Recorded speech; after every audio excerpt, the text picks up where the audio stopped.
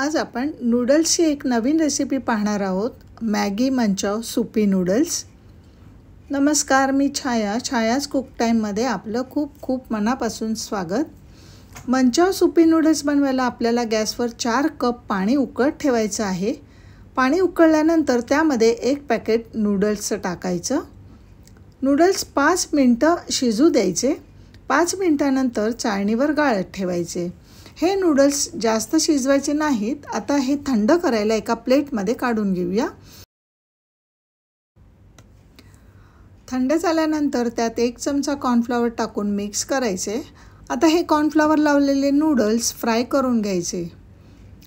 त्यासाठी गॅसवर कढई ठेवून त्यात तेल टाकून हे नूडल्स डीप फ्राय करून घ्यायचे। नूडल्स क्रिस्पी झाले की बाजूला करून ठेवूया।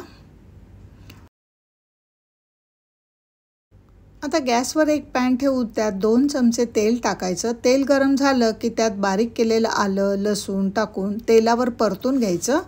बारीक तुकडे केलेल्या हिरव्या मिरच्या टाकायच्या।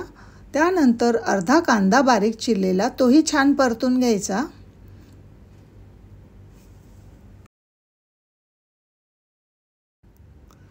आता गाजर, कोबी, शिमला मिरची, फरसबी हे सर्व बारीक केलेले जिन्नस स्टर फ्राय करून घ्यायचे। थोडीशी कोथिंबीर टाका।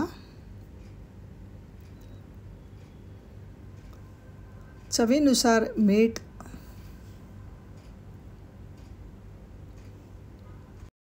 सर्व जिन्नस छान एकजीव झाल्यानंतर त्यात 4 कप पाणी ॲड करायचं आणि थोडा वेळ उकळू द्यायचं।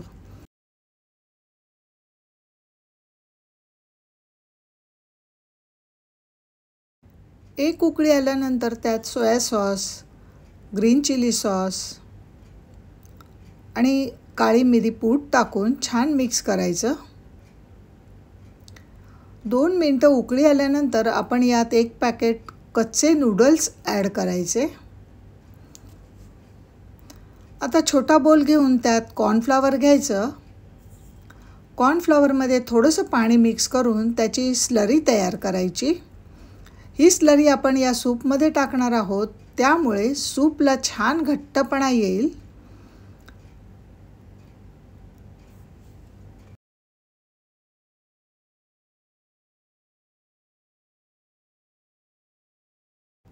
आता गॅसवर आपण एक सुकी लाल मिरची भाजून घेणार आहोत। व्हिडिओमध्ये दाखवल्याप्रमाणे ती आपण या सूपमध्ये मिक्स करायची। त्यामुळे काय होईल की सूपला छान स्मोकी स्पायसी फ्लेवर येईल।